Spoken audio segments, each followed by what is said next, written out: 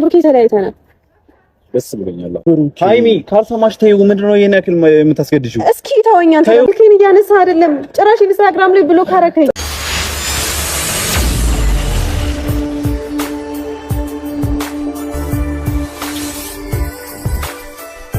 ዛሬ እንግዲህ ሃይሚ ብሩክ ስልክ አላነሳልኝ አለ። ስለዚህ እውነቱን ተናግሬ ብላ ፋሲልን ጠርታ እውነቱን ለፋሲል ተናግራለች ማለት ነው። እሱ ምንድነው እኔ እናንተ ምንም አይነት ነገር እንደሌለን ካንተ አፍ እንዲሰማ ፈልጋለሁ። በአንተ ምክንያት ብሩክን ማጣት አልፈልግም፣ እሱም እንዲጎዳ አልፈልግም።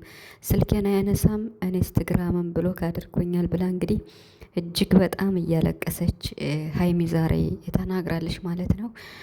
ዋናው ነገር እውነቱን መናገርሽና ነገሩ ባጭር እንዲቋጭ ከአንቺ ከመጣ ከዚህ በኋላ ያለው ደግሞ እግዚአብሔር ያውቃል ማለት ነው።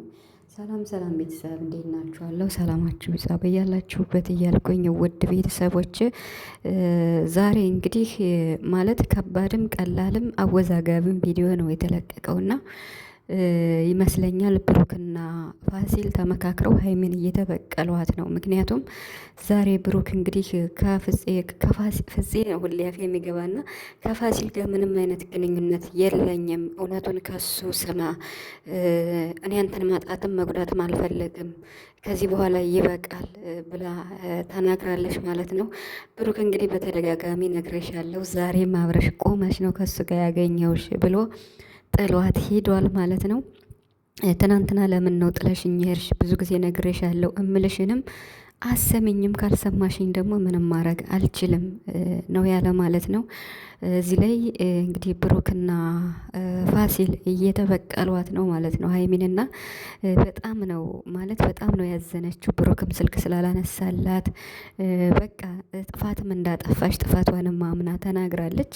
እንግዲህ የጥፋት ምን እንደሆነ የሃይሚ አንዳንዴ ጥፋት አጥፍቻለሁ ብላ ነው ራሷ የምታመጣውን ነገር ራሷ የምትወጣውና ብቻ ግን ማለት በቃ ከዚህ በኋላ ነገሩ ቢያበቃ አይሻልም? ቤተሰብ ማለት በቃ ከሷ ምንም ነገር የለም ተብሎ ከተደመደመ እነ ብሩክም ባያስረዝሙት እንግዲህ ያው ስራ ነው እየሰሩ ያሉት። ግን ደግሞ ከፊታችንም በዓልም እየመጣ ስለሆነ ባያስረዝሙትና ሁለታቸው ተመካክረው ጨርሰው ቢመጡ ችግራቸውን ቢፈቱ ደስ ይለኛል። ሃይሚ እውነቱን ስለተናገረች ደስ ብሎኛል። ብሩክም እንግዲህ ሳይቀበላት ወይም ተረዳኝ ስትለው ምንም ማድረግ አልችልም ብሎ ጥሏት የሄደው ፕራንክ እያደረጋት ነው እንጂ እውነት በሃይሚ የሚጨክን አንጀትም አይኖረውም ብሩክ ማለት ነው። እና ግን ደግሞ እሷ እየፈተነችው ስለነበር ፈተና መሉን ሲያቅ እንግዲህ ከፋሲል ጋር ሆኖ እየፈተኗት ነው። ፋሲል ደግሞ እኔ እንጃ ማለት እንዴት ነው እንዴት አድርጎ እንደሚሰራው የፕራንክ ሰው ነው ተብሏል። ከብዙ ሰው ጋር እንደሚሰራም ቪዲዮም እያየን ነበርና በየትኛውም ባሉት በጓደኞቹ በነ ጆሲ እንዲሁም ደግሞ በሌሎቹም ማለት ነው። በዚህ ልክ ግን መተወኑ የሚገርም ነውና ቢበቃ ግን ጥሩ ነው ማለት እንግዲህ አሁን ይመስለኛል ፋሲል ሃይሚ የሚያለችውን ብሩክም ያለውን እየተወነ ይመስላል። ግን ደግሞ አንዳንድ የሚናገራቸው ግራ ያጋባሉ ማለት አንቺና ብሩክ ፕራንክ እያደረጋችሁ ነው ወይ እያለ እሷን ሲላት ነበረ። እንዳጠረጥር መሰለኝ ሃይሚ እንዳጠረጥር ማለት ነው። ምክንያቱም ብሩክ የሚለው ሃይሚ ፕራንክ ንግስት ስለሆነች እንዳትነቃብን በደንብ ተውን ብሎት ከሆነ እየተወነ ነው ማለት ነው። ፋሲል የሚገርም ልጅ ነው በጣም ማለት ነው። የሚገርም ስላችሁ በቃ እንዴት ነው ለመተወን ያለው ነገር ማለት ነው። ግን ደግሞ እኔ እምለው ቢኖር ለሃይሚና ለብሩክ ማለት ነው በጣም ነው የምወዳቸው፣ በጣም ነው የማከብራቸው። ነገር ግን ከዚህ በኋላ ማለት ነው ይሄ ችግር ይፈታና ከዚህ በኋላ በቃ ፍቅርን በተመለከተ ሶስተኛ ወገን አስገብተው እርስ በርሳቸው ባይፈታተኑ ደስ ይለኛል። ማለት ሃይሚም ጥግ ድረስ ፈትነዋለች፣ ብሩክም እሷንም ፈትኗታል። ስለዚህ ሁለታቸው ደግሞ ትክክለኛና እውነተኛ ፍቅር አለ።